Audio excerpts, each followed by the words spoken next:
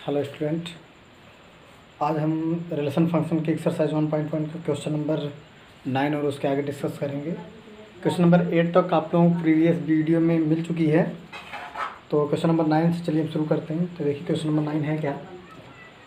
Question number 9 में question दिया गया है कि समुच्चय ए, एक समुच्चय दिया गया है ए इज इक्वल टू का एक्स बिलोंग्स टू जेड, जहाँ एक्स जो है 0 से बड़ा बराबर और 12 से लेस और इक्वालिटी। ये आपका एक समुच्चय दिया गया है। समुच्चय आपके बुक्स में है, देख के लिख सकते हैं आप लोग। निम्नलिखित संबंधों में से प्रत्येक एक तुल्यता संबंध है। यहाँ पे सिद्ध करना है। दो क्वेश्चन दिया गया है। पहला क्वेश्चन है R is equal to a b such that mod of a minus b 4 से भाज्य है, 4 का गुणज है, 4 का गुणज है। ठीक, तो स्टूडेंट इसको देखिए, आपको क्या दिखाना है। कह रहा है कि सिद्ध कीजिए यह एक आपका तुल्यता संबंध है, यानी जो फर्स्ट वाला है वो भी तुल्यता और जो इसका सेकंड क्वेश्चन वो भी तुल्यता आपको शो करना है। तुल्यता का मतलब आपको स्वतुल्य दिखाना है, सममित दिखाना और संक्रामक दिखाना है। तो चलिए हम इसमें क्रमशः स्वतुल्य, सममित, संक्रामक दिखा देते हैं। चलिए स्वतुल्य के लिए देख लीजिए। फर्स्ट आपका स्वतुल्य के लिए, स्वतुल्य के लिए देखिए, इसका कोई एक एलिमेंट होगा और वह खुद से क्या होना चाहिए, बिलोंग्स करना चाहिए। तो कुछ क्वेश्चंस हम आपको प्रॉपरली एक्सप्लेन करके उसमें लैंग्वेज कैसे लिखनी, जैसे बहुत से बच्चों का कंप्लेन होता है कि सर समझ में तो आ जाता है इसको, लेकिन लिखें कैसे ये नहीं होता। तो बहुत से क्वेश्चन हमने पूरा एक्सप्लेन करके बता दिया है और इसलिए अब इसमें हम केवल समझा दे रहे हैं। आप सुन करके उस चीज़ को लिख लीजिएगा, क्योंकि अगर हम सब चीज़ें लिखते हैं तो वीडियो काफ़ी लंबी हो जाती है। तो चलिए देखते हैं।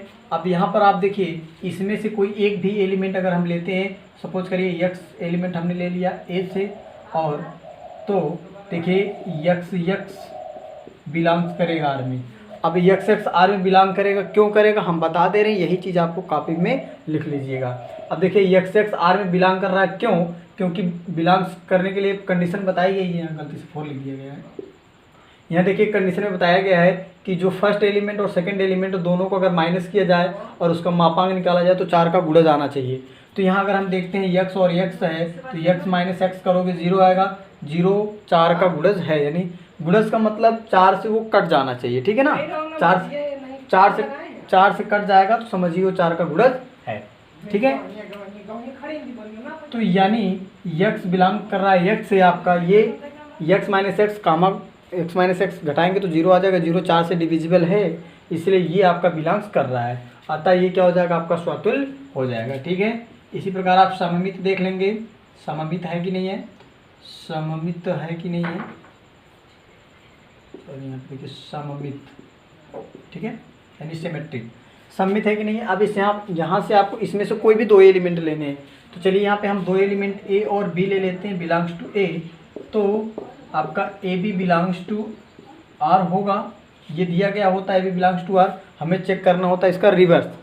तो a b belongs to R, इसका मतलब कि mod of a minus b जो है, ये मॉड ए माइनस बी 4 का गुणज है, गुणज है। तो देखिए अगर ए माइनस बी 4 का गुणज है तो a minus mod of a minus b 4 का गुणज है, तो mod of b minus a भी 4 का गुणज होगा,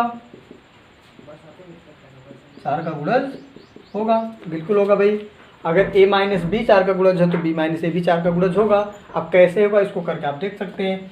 जैसे अभी a की वैल्यू आप मान लीजिए 2 ले लीजिए, b की वैल्यू मान लीजिए 6 ले लीजिए, तो 2 माइनस 6 कितना आएगा जी, -4 आएगा, बाहर निकलेगा 4 आ जाएगा, जो कि 4 का गुणज है। तो अगर हम 6 माइनस 2 करें तब भी तो 4 आएगा, वो भी 4 का गुणज है। तो अगर a माइनस बी 4 का गुणज है तो b माइनस ए भी 4 का गुणज होगा। जब b माइनस ए 4 का गुणज है, देखिए a माइनस 4 का गुणज है तो a और b बिलोंग्स कर रहा है, तो अगर b माइनस ए भी 4 का गुणज है तो b और a भी बिलोंग्स करेगा r में। तो a भी बिलोंग्स कर रहा है, b a भी बिलोंग्स कर गया, इसलिए क्या हो जाएगा आपका, ये जो संबंध है आपका सममित संबंध हो जाएगा। संक्रामक के लिए चेक कर लेते हैं थोड़ा आपका। देखिए संक्रामक के लिए भी आपका हो जाएगा। ये संक्रामक के लिए आप संक्रामक के यहाँ 3 एलिमेंट को लेंगे, ए बी और सी, बिलोंग्स टू आपका क्या हो जाएगा ए। अब ए और बी और सी तीन एलिमेंट है जो सेट ए के अवयव हैं। अब अगर आपका ए बी बिलोंग्स टू कर जाए आर में, ये देखिए तो ये तो दिया होता है a b belongs to R, ये होता है, ठीक है। अब ए बी बिलोंग्स कर आर में, इसका मतलब कि mod of a minus b, mod of a minus b ये क्या है, 4 से भाज्य है, यानी 4 का गुणज है। ए बी बिलोंग्स कर आर में, इसका मतलब ए माइनस बी जो है 4 का गुणज है। एंड बी सी भी क्या करेगा, बिलोंग्स करेगा। देखिए ए बी करता है, बी सी करता है, ठीक है, ये परिभाषा से है, संक्रामक की परिभाषा से। A b belongs to R, b c belongs to R, अगर इसके साथ साथ a c belongs to R हो जाए तो संक्रामक होता है। तो ये भी बिलोंग्स कर रहा है, इसका मतलब कि मॉड ऑफ बी माइनस सी भी 4 का क्या है, गुणज है, ये 4 का गुणज है, ठीक है ना। ए माइनस बी 4 का गुणज था, बी माइनस सी का 4 का गुणज था, तो आपका ए माइनस सी भी 4 का गुणज होगा, 4 का गुणज होगा। इसको आप एग्जाम्पल लेके चेक कर सकते हैं, जैसे हमने यहाँ देखिए एग्जाम्पल लेके दिखाया था। आप ऐसी कोई दो संख्या लीजिए, ए और बी जो 4 का गुणज आए, फिर सी भी ऐसी लीजिए कि बी में से सी को घटाने पर भी 4 का गुणज आए, तो आप करके देख लीजिएगा ए माइनस सी भी 4 का गुणज आएगा। इस प्रकार ये फलन क्या हो गया, आपका जो रिलेशन ये संक्रामक हो गया। इस प्रकार स्वतुल्य हो गया, सम्मित हो गया और संक्रामक हो गया, तो दिया गया संबंध आपका क्या हो जाएगा, तुल्यता संबंध हो जाएगा, ठीक है। अब इसी में क्वेश्चन नंबर 2 जो दिया गया उसको आप चेक कर देख लीजिए। सेकंड क्वेश्चन तो करना ही नहीं है, उसको आप खुद कर सकते हैं, मैं देख लीजिए। दिया गया है ए बराबर बी, यहाँ पे आर जो दिया गया है सेट वही है, ए बी कह रहा है और फिर कह रहा है such that a is equal to b. तो इसमें देखिए हम इसमें वैसी बता दे रहे हैं, इसको आप खुद कर सकते हो, बहुत ही सिंपल सा क्वेश्चन है। ध्यान दीजिए ए बी और ए बिलोंग्स टू बी, तो ए बी और ए बराबर बी, संबंध क्या है कि ये वाला एलिमेंट इसके बराबर है।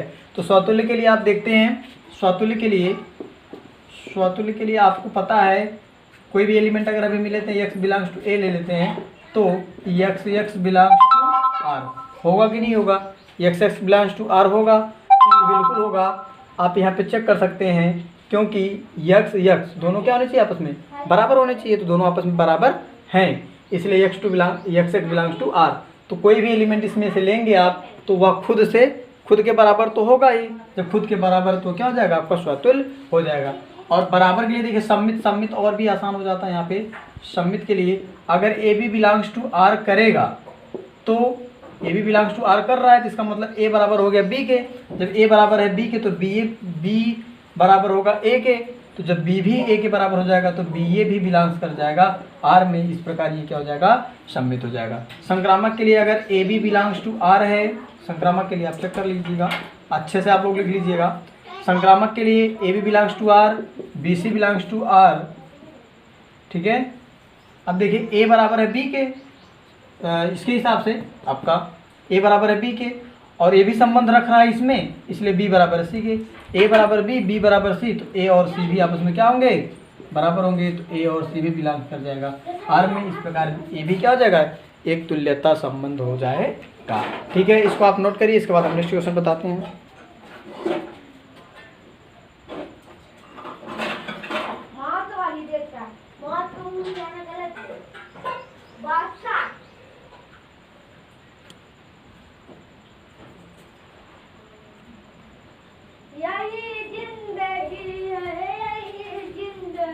हाँ, तो चलिए नेक्स्ट क्वेश्चन हम देखते हैं और फास्ट पढ़ लेंगे। क्वेश्चन नंबर 10, चलिए क्वेश्चन नंबर 10 देखते हैं। क्वेश्चन नंबर 10 है, कह रहा है ऐसे संबंध का उदाहरण दीजिए जो निम्न प्रकार से हो। तो इसमें देखिए कोई भी संबंध परिभाषित करने के लिए आपको एक सेट की जरूरत पड़ती है। इसमें हम एक सेट ले लेते हैं, माना सेट ए जो है ए इज इक्वल टू 1 2 3, बस इतने लेंगे, छोटा सा रहेगा, लिखने में आसानी होगी। या एक एलिमेंट और लिख लीजिए, 4 लिख लीजिए, ठीक है। ये 4 एलिमेंट्स है, इसी से आपको बनाने हैं। तो इसमें जो पहला है 1 2 करके हम बता दे रहे, बाकी आपके लिए छोड़ दे रहे हैं, ठीक है। पहला जो कह रहा है वो कह रहा है सममित हो, ठीक है ना, रिलेशन लिखिए। अब प्रश्न कह रहा है पहला सममित हो परंतु स्वतुल्य और संक्रामक ना हो। कह रहा सममित हो स्वतुल्य संक्रामक ना हो, यानी सममित हो, यहाँ पे लिख ले, देखिए प्रश्न में क्या कहा गया है, सममित कह रहा होने के लिए सममित होना है, स्वतुल्य नहीं होना है और संक्रामक भी नहीं होना है। ये दो नहीं होने चाहिए और ये होना चाहिए। तो देखिए जब सममित होना चाहिए तो इसमें से कोई ऐसे दो एलिमेंट ले लीजिए जो सममित को फॉलो करते हो, सेटिस्फाई करते हो, तभी हम ले रहे हैं 1 2 ले रहे हैं। अब सममित के लिए अगर 1 2 R में बिलोंग कर रहा है तो 2 1 भी R में बिलोंग करना चाहिए, तो इसको आप लिख दीजिए। अब इन दोनों एलिमेंट को ले लेंगे तो ये सममित हो जाएगा। स्वतुल्य संक्रामक नहीं दिखाना है तो यहाँ पे आप 1 1 एक ही एलिमेंट लिख लीजिए।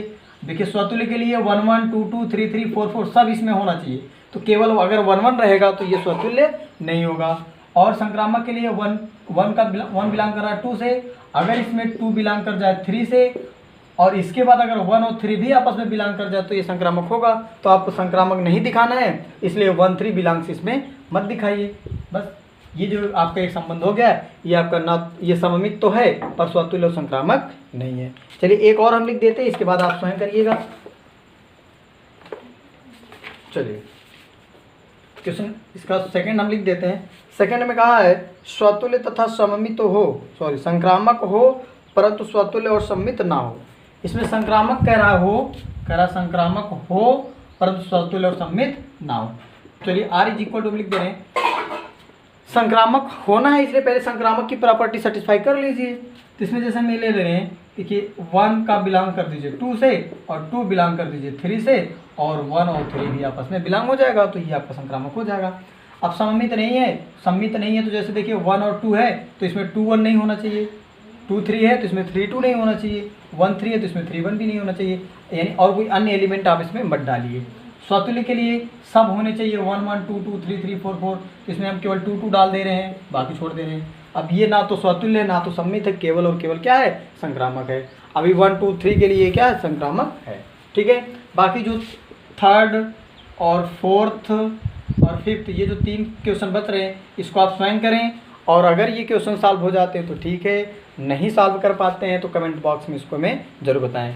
और अगर वीडियो आपको पसंद आ रही है, अच्छी लग रही है तो कृपया लाइक करें और शेयर करें और बेल आइकन का बटन ज़रूर दबाएं, और लगातार ऐसी वीडियो पाने के लिए आप चैनल को सब्सक्राइब जरूर कर लें। ठीक है, तो चलिए क्वेश्चन नंबर 11 हम देखते हैं। चलिए देखते हैं 11 क्या है।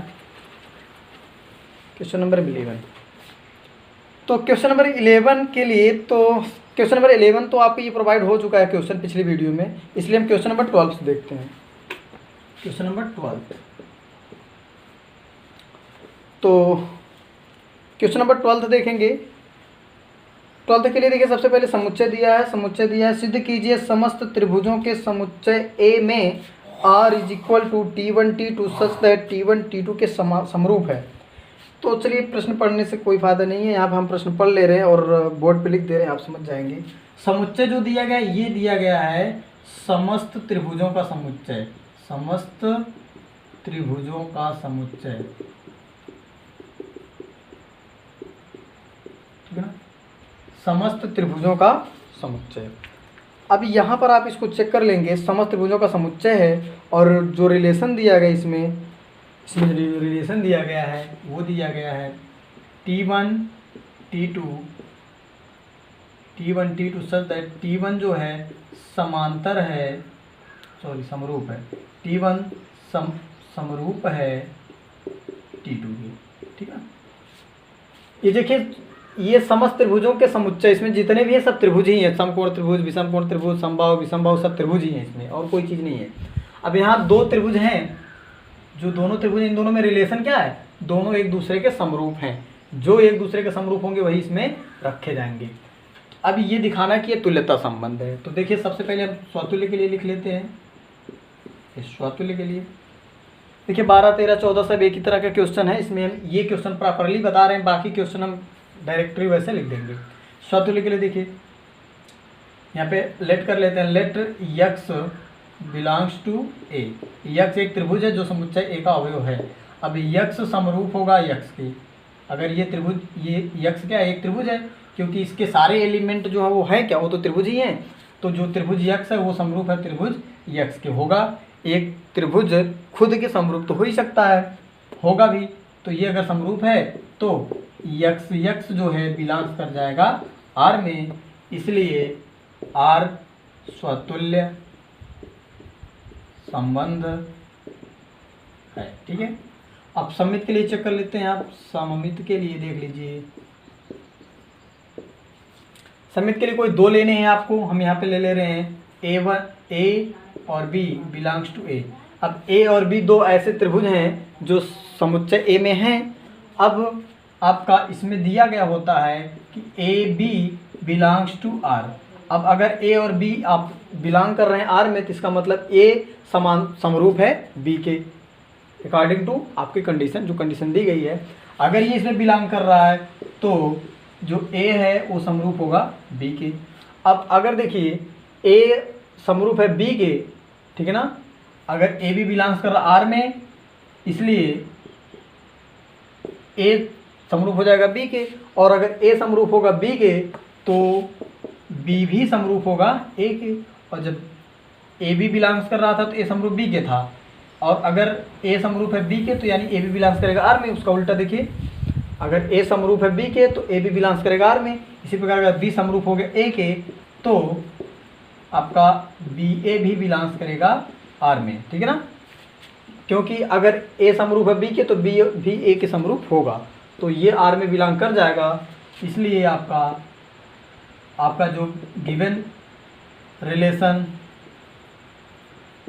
R इज A, ये सममित को इंग्लिश में सिमेट्रिक कहते हैं, सिमेट्रिक। ठीक है ना, चलिए अब इसी के पास थर्ड आप चेक कर लेते हैं, संक्रामक। संक्रामक के लिए देखेंगे, यहाँ तीन एलिमेंट आपको लेने हैं, A B C belongs to A। अब आप वही प्रोसेस चलते रहिए, and AB belongs to R। अगर AB बिलोंग्स टू R है तो मीन्स A समरूप होगा B के। ठीक है, ठीक है ना, ये चीज़ अगर AB बिलोंग्स कर R में तो क्या होगा, A समरूप होगा B के, and BC belongs to R के, देन B समरूप होगा C के। A समरूप है B के, B समरूप है C के, तो A और C भी आपस में समरूप होंगे, इसलिए A समरूप होगा C, A समरूप C, तो AC बिलोंग्स R होगा। ठीक है ना, जब A और C समरूप हो गया, ये दोनों समरूप हो गए, तो ये आपस में क्या कर जाएंगे, R में आ जाएंगे, क्योंकि ये दोनों आपस में समरूप होते हैं। अतः यह संबंध क्या है आपका, यह संबंध संक्रामक है। अतः संबंध R तुल्यता संबंध है, तुल्यता संबंध है। यही चीज़ आपको प्रूव करना था कि दिखाइए कि यह एक तुल्यता संबंध है। तो ये एक तुल्यता संबंध आपको सत्यापित हो गया है। अब इसमें देखिए प्रश्न में थोड़ा सा कुछ और भी जोड़ दिया गया है। यहाँ पे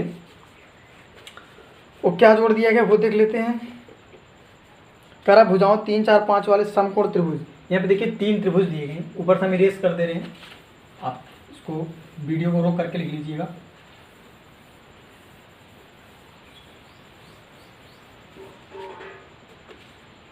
पहला त्रिभुज जो T1 दिया गया, इसकी भुजा 3 4 5 है, ये समकोण त्रिभुज है। और दूसरा त्रिभुज जो T2 दिया है वो आपका 5 12 13 है, 5 12 13, ये भी आपको समकोण त्रिभुज ही है। और जो तीसरा त्रिभुज दिया गया वो 6 8 और 10 दिया गया। अब इसमें पूछा है कौन से त्रिभुज एक दूसरे से संबंधित होंगे। अब ये देखिए प्रश्न इसी का है, 12वें का ही है, और 12वें में कंडीशन दिया गया है कि वही आपस में संबंध होंगे जो एक दूसरे के क्या होंगे, समरूप होंगे। तो यहाँ 3 त्रिभुजों में आप चेक कर डालिए कौन एक दूसरे के समरूप हैं, जो एक दूसरे के समरूप होंगे वही संबंधित होंगे। तो चलिए हम सबसे पहले T1 एंड T2 चेक करते हैं। तो T1 की ये जो भुजा 3 है, इसकी भुजा 5 देख लीजिए, 3/5 is equal to 4/12 is equal to 5/13 बराबर आ रहा है। क्योंकि समरूप की परिभाषा यही है कि दो त्रिभुज समरूप होते हैं यदि उनकी संगत भुजाएं क्या होती हैं, आनुपातिक होती हैं, या संगत भुजाओं का अनुपात क्या होना चाहिए, बराबर होना चाहिए। तो ये बराबर नहीं आ रहा है, इसलिए जो T1 है वो T2 के समरूप नहीं है, और T2 के समरूप नहीं है तो ये इससे संबंधित भी नहीं होगा। फिर आप T2 एंड T3 चेक कर लेंगे।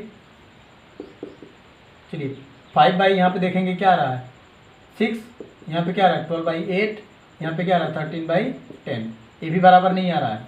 इसलिए T2 और T3 भी आपस में समरूप नहीं है, और जब समरूप नहीं है तो एक दूसरे से संबंधित भी नहीं होंगे। और इसके बाद हम चेक कर लेते हैं T1 और T3, T1 और T3। तो यहाँ पे देख लीजिए 3/6 is equal to 4/8 is equal to 5/10। अब यहाँ पे देखेंगे, काटोगे, इसको सरल करोगे, 3 एकम 3 दूनी 6, 1/2, 1/2, 1/2, हर जगह 1/2 आ रहा है। तो इनका अनुपात क्या है, बराबर है। इसलिए T1 और T3 एक दूसरे से संबंधित हैं, ठीक है ना। तो ये क्वेश्चन 12वां क्वेश्चन कंप्लीट होता है, इसको आप कॉपी करिए। इसके बाद हम नेक्स्ट क्वेश्चन बताते हैं 13।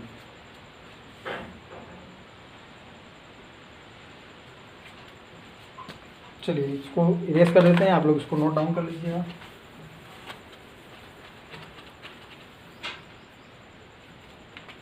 क्वेश्चन नंबर 13 आप देखेंगे।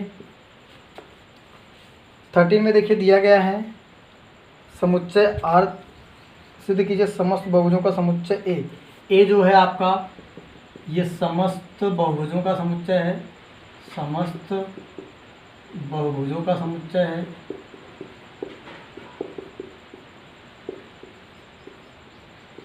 ठीक है। अब इसमें देखिए जो रिलेशन दिया गया है वो कह रहा है P1 P2 R is equal to P1 P2 such that P1 और P2 में भुजाओं की संख्या समान है, ठीक है ना। चलिए इसको भी आपको तुल्यता संबंध दिखाना है, तो तुल्यता संबंध आप लोग दिखा लेंगे। इसको हमें तुल्यता संबंध दिखाने की ज़रूरत नहीं है, हम थोड़ा सा बता दे रहे हैं, आप लोग लिख लीजिएगा। चलिए देखिए यहाँ पे ये समस्त बहुभुज हैं। बहुभुज का मतलब कोई भी उसमें बहुभुज हो सकता है, त्रिभुज हो सकता है, चतुर्भुज हो सकता है, पंचभुज, खटभुज, कुछ भी हो सकता है। अब यहाँ वही दोनों बहुभुज R में आएंगे, वो ऐसे ही दो बहुभुज R में आएंगे जिनमें भुजाओं की संख्या बराबर हो। जैसे अगर कोई दो चतुर्भुज हैं तो आपस में संबंधित होंगे, दो त्रिभुज हैं तो आपस में संबंधित होंगे, ठीक है ना। यानी ऐसी आकृति, ऐसी बहुभुज संबंधित होगी एक दूसरे से जिनमें भुजाओं की संख्या क्या हो, समान हो। तो अगर देखिए स्वतुल्य के लिए हम इसमें से कोई एक बहुभुज लेंगे, तो एक बहुभुज कोई लेंगे तो उसमें खुद में भुजाओं की संख्या के बराबर होगी, ठीक है। यानी जैसे अगर कोई बहुभुज हम x ले रहे हैं तो x में भुजाओं की संख्या फिर x में भुजाओं की संख्या दोनों क्या होगी, बराबर होगी, तो ये बिलोंग्स कर जाएगा R में। और इसी प्रकार आप सममित के लिए अगर ए बी दो बहुभुज लेते हैं, ए बिलोंग्स करेगा ए में, तो अगर a b belongs to R करेगा, यानी ए में भुजाओं की संख्या बराबर है बी में भुजाओं की संख्या के, तो बी ए भी बिलोंग्स कर जाएगा R में। इस प्रकार ये आपका सममित हो जाएगा। इसी प्रकार संक्रामक देखेंगे, ए बी सी तीन बहुभुज लेंगे, बिलोंग्स करेगा ए में। अब इसके साथ ए बी बिलोंग्स करेगा R में। ये इसका मतलब ये हुआ कि ए में भुजाओं की संख्या बी में भुजाओं की संख्या के क्या है, बराबर है। तो और इसके बाद एंड आपका b c belongs to R करेगा, यानी बी और सी में भी भुजाओं की संख्या बराबर है। तो जब ए में बी में भुजाओं की संख्या बराबर, बी और सी में भुजाओं की संख्या के बराबर, तो ए और सी में भी भुजाओं की संख्या क्या होगी, बराबर होगी। इस प्रकार ए और सी भी बिलोंग्स कर जाएगा R में। तो ये संक्रामक भी हो जाएगा, स्वतुल्य, सममित, संक्रामक तीनों हो जाएगा। तो ये क्या हो गया, आपका तुल्यता संबंध हो गया। इसमें जो प्रश्न आगे जोड़ा गया उसमें बच्चों को प्रॉब्लम होती है, तो वो चीज़ हम यहाँ पे आपको बता दे रहे हैं। देखिए इसमें क्या कह रहा है, आगे कह रहा है कि 3, 4 और 5 लंबाई की भुजाओं वाले समकोण त्रिभुज। एक त्रिभुज है, मान लेते हैं, माना त्रिभुज T1 इज इक्वल टू 3, 4, 5 लंबाई वाली भुजा, ठीक ना। ये मतलब 3, 4, 5 उसका त्रिभुज की भुजाओं की लंबाई है। कह रहा है इससे संबंधित समुच्चय के सभी अवयवों का समुच्चय ज्ञात कीजिए। अब इसमें इस ए में से ऐसे कितने आकृति होंगी, कितने अवयव ऐसे हैं, कितने बहुभुज ऐसे हैं जो इससे संबंधित होंगे। तो आप यहाँ पे रिलेशन के हिसाब से देख लेंगे। ये रिलेशन हमारा ये कहता है कि बहुभुज की संख्या यानी कोई भी बहुभुज है तो उसमें भुजाओं की संख्या क्या होनी चाहिए, बराबर होनी चाहिए। तो अगर ये त्रिभुज है तो इससे संबंधित कौन होंगे, जिनमें 3 भुजाएं होंगी, क्योंकि इसमें 3 भुजाएं हैं, इससे संबंधित रखने वाली सभी आकृतियां वही होंगी जिनमें 3 भुजाएं होंगी। यानी त्रिभुज, इस त्रिभुज से, अर्थात त्रिभुज T1 से संबंधित, त्रिभुज T1 से संबंधित सभी अवयव का समुच्चय, सभी अवयव का समुच्चय, ये क्या होगा भाई, इससे वही आकृतियां संबंधित होंगी जिसमें 3 भुजाएं होंगी, और 3 भुजाओं वाली आकृतियां कहलाती है त्रिभुज। तो बहुभुज ए का, इस बहुभुज में जितने भी त्रिभुज होंगे वो सब इससे क्या होंगे, संबंधित होंगे। यानी समुच्चय ए के सभी त्रिभुजों का समुच्चय, समुच्चय ए के सभी त्रिभुजों का समुच्चय, ठीक है। क्योंकि ये त्रिभुज है तो इस त्रिभुज से वही संबंध रखेंगी जिनमें 3 भुजाएं होंगी, 3 भुजाओं वाली सभी आकृतियों हम क्या कहते हैं, त्रिभुज। तो इसमें बहुभुज में जितने भी त्रिभुज हैं सब के सब इससे क्या होंगे, संबंधित होंगे, ठीक है। अब आप नेक्स्ट क्वेश्चन देख लीजिए, क्वेश्चन नंबर 14। नेक्स्ट क्वेश्चन देखते हैं, क्वेश्चन नंबर 14। देखिए, अगर ज़्यादा स्पीड पढ़ा रहे हैं तो आप लोग उसको कमेंट बॉक्स में बता सकते हैं कि सर स्पीड ज़्यादा पढ़ा रहे हैं। क्वेश्चन नंबर 14 देखेंगे, और अगर वीडियो अच्छी लग रही है, आपको पसंद आ रही है, तो वीडियो को लाइक करें, चैनल को सब्सक्राइब करें और बेल आइकन का बटन जरूर दबाएं। तो चलिए देखिए क्वेश्चन नंबर 14। क्वेश्चन नंबर 14 है, यहाँ पे जो समुच्चय दिया गया है वो यल दिया गया है। यल समुच्चय, ये किसका समुच्चय है, समस्त रेखाओं का समुच्चय है।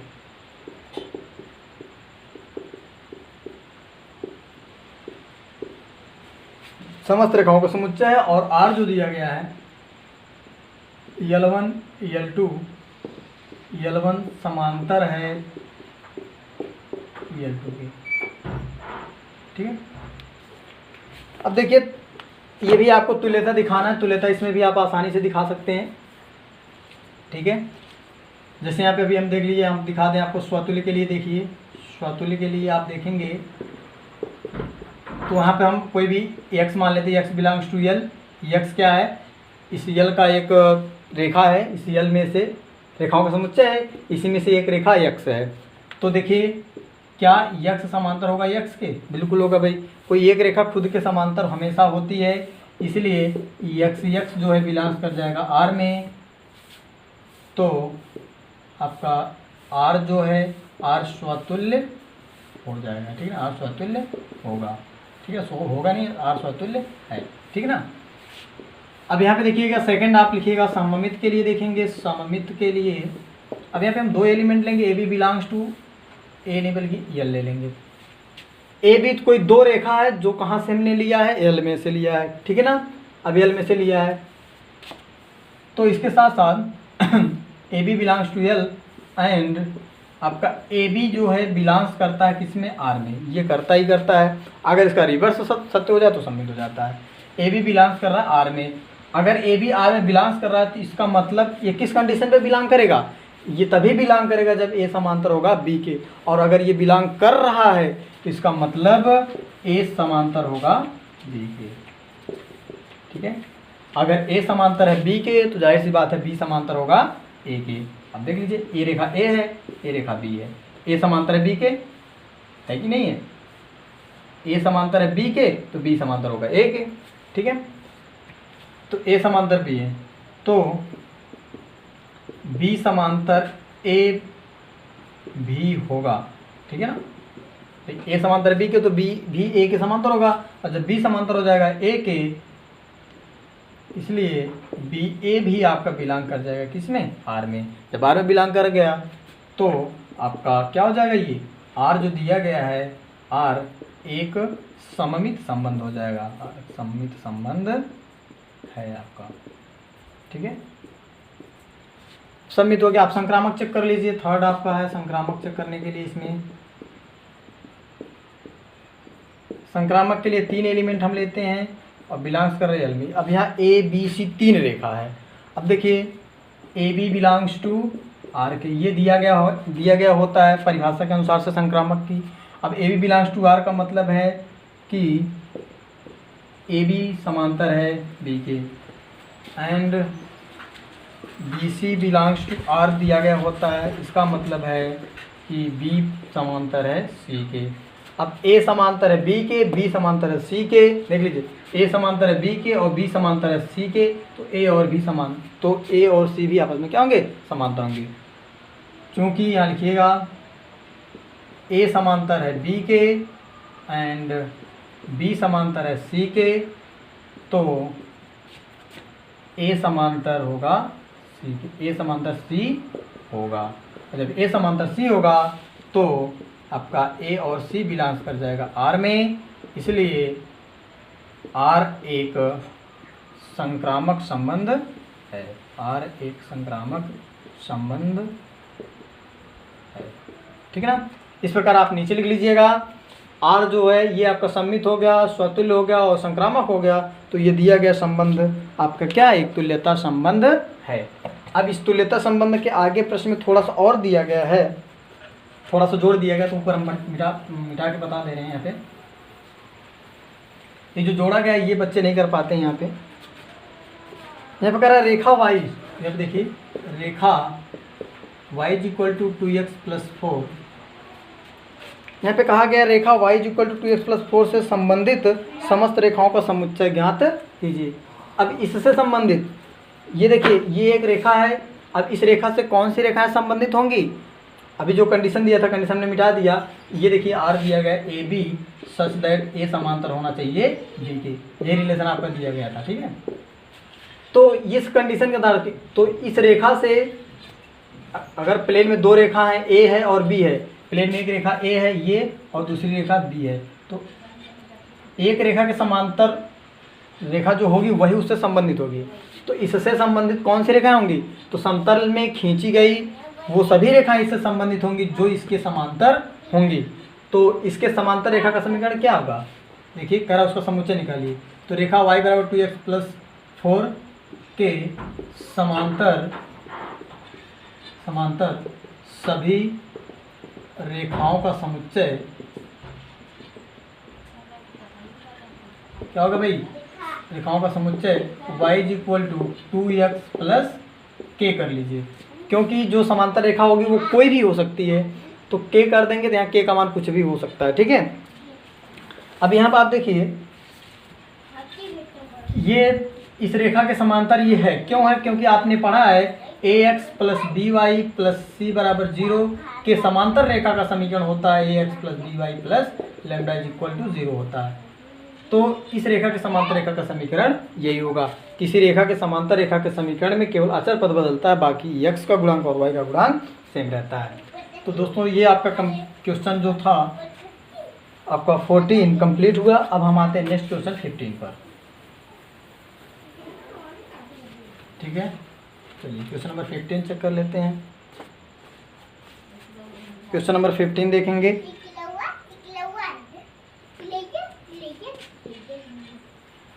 देखिए क्वेश्चन नंबर 15 जो है आपका ऑब्जेक्टिव क्वेश्चन है। हाँ तो ऑब्जेक्टिव क्वेश्चन है, सिंपल सा है। यहाँ पे देख लीजिए समुच्चय दिया गया है, समुच्चय कुछ नाम नहीं दिया है, 1 2 3 4, तो समुच्चय को हम नाम दे रहे हैं इज इक्वल टू, और रिलेशन जो दिया गया वो दिया गया है आर इज इक्वल टू, इसमें 1 2 2 2 1 2 2 2 1 1 4 4 1 1 4 4 1 3 3 3 1 3 3 3 3 2।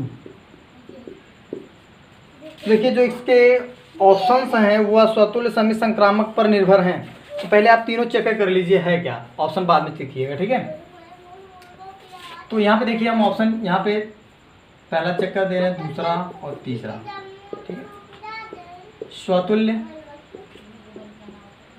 सममित और संक्रामक, ऑप्शन बाद में चेक कर लीजिएगा। चलिए ऑप्शन आप खुद मिला लीजिएगा। सबसे पहले हम चेक करते हैं स्वतुल्य है कि नहीं। स्वतुल्य के लिए सेट ए के सभी एलिमेंट का सेम एलिमेंट के साथ रिलेशन होना चाहिए। अब जैसे अगर इसमें 1 है तो सेट रिलेशन में 1 1 होना चाहिए, 2 2 होना चाहिए, 3 3 4 4। तो देखिए है कि नहीं है, 1 1 है, 2 2 भी है, 3 3 भी है और 4 4 भी है, यानी ये जो आपका रिलेशन ये स्वतुल्य है। सममित के लिए देखिए, जैसे अगर 1 2 है तो 2 1 भी होना चाहिए, तो 2 1 कहीं नहीं है। यहाँ पे देखिए 1 3 है तो 3 1 होना चाहिए, 3 1 भी नहीं है। 3 2 है तो 2 3 भी होना चाहिए, तो 2 3 भी इसमें नहीं है, यानी किसी का रिवर्स इसमें नहीं है, किसी का प्रतिलोम इसमें नहीं मिल रहा है, इसलिए आपको सममित नहीं है। संक्रामक के लिए कोई 3 एलिमेंट लीजिए जो एक दूसरे बिलोंग करें और तीसरा भी बिलोंग करें। तो संक्रामक के लिए यहाँ आपको मिल जाएगा, यहाँ पे देखिए यहाँ पे 1 देखिए बिलोंग्स कर रहा है 3 से, 1 बिलोंग कर रहा है 3 से और 3 बिलोंग कर रहा है 2 से। एक एलिमेंट ये देखिए, एक एलिमेंट ये देखिए, 1 बिलोंग कर रहा है 3 से, 3 बिलोंग कर रहा है 2 से। अगर 1 और 2 भी आपस में बिलोंग कर जाए तो ये संबंध संक्रामक हो जाएगा। तो देखिए 1 2 है क्या, 1 2 यहाँ पर देखिए विद्यमान है, इसलिए ये आपका संक्रामक है। तो आप ऑप्शन में अब चेक कर लीजिए, स्वतुल्य भी है और संक्रामक भी है, सम्मित नहीं है। तो जिसमें देखिए स्वतुल्य संक्रामक हो और सम्मित ना हो तो स्वतुल्य संक्रामक देखिए option B is right answer. ठीक है, चलिए क्वेश्चन नंबर 16 यहीं पे चेक देख लेते हैं। 16 में दिया है समुच्चय जो दिया वो n दिया है, ये आपका समुच्चय है, समुच्चय जो दिया गया n दिया गया है और रिलेशन जो दिया गया है वो a b such that a is equal to b minus 2 where b is greater than 6। Option इसके कुछ इस प्रकार हैं, a is equal to 2 4 belongs to r, और ऑप्शन बी है 3 8 बिलोंग्स टू r, और ऑप्शन सी है 6 8 बिलोंग्स टू r, और ऑप्शन डी है 8 7 बिलोंग्स टू r। अब यहाँ पे देख लीजिए, सबसे पहले रिलेशन में कई कंडीशन दी गई है। यहाँ पे देखिए आपका ये जो दिया गया है, एक तरफ कह रहा है, ये देखिए आपका कह रहा है कि जो b का मान है वो 6 से बड़ा होना चाहिए। तो b की वैल्यू यानी यहाँ की जो वैल्यू है वो 6 से बड़ी होनी चाहिए। तो यहाँ देखिए 4 है, यहाँ 8 है, यहाँ 8 है, यहाँ 7 है। ये वैल्यू देखिए 4 जो है वो 6 से, b जो है 6 से बड़ा होना चाहिए लेकिन 6 से छोटी है, यानी ये ऑप्शन पहली गलत हो गया। ठीक है, दूसरा ऑप्शन आप चेक करेंगे, और ऐसा ऑप्शन चेक कैसे करेंगे, यहाँ वाली जो गिनती है, यहाँ वाली गिनती में से यानी b में से अगर 2 घटाएं, या देखिए b में से अगर 2 घटाएं तो पहली गिनती आ जानी चाहिए। तो 8 में से 2 घटाएंगे तो कितना आएगा, 6 आएगा, 3 नहीं आएगा, ये ऑप्शन गलत है। यहाँ देखिए 8 में से 2 घटाएंगे 6 आ जाएगा, this is option right option. तो ये आंसर आपका सही है, ऑप्शन सी इज राइट। और ये देखिए 7 में से 2 घटाएंगे तो 5 आएगा, जबकि आपका ये एलिमेंट आपका 8 जो है नहीं आने वाला है, तो ये भी ऑप्शन आपका रॉन्ग है। तो option C is right answer. तो स्टूडेंट आपका एक्सरसाइज 1.21 कंप्लीट होता है, 1.1 कंप्लीट होता है। आपको अगर इसमें कहीं कोई डाउट है तो हमारे पर्सनल व्हाट्सएप पर या कमेंट बॉक्स में अपना डाउट को जरूर बताएं, ताकि हम आपके डाउट को अगले लेक्चर में क्लियर कर सकें। तो स्टूडेंट अगर वीडियो अच्छी लगी हो तो चैनल को सब्सक्राइब करें, लाइक करें और शेयर करें। Thank you.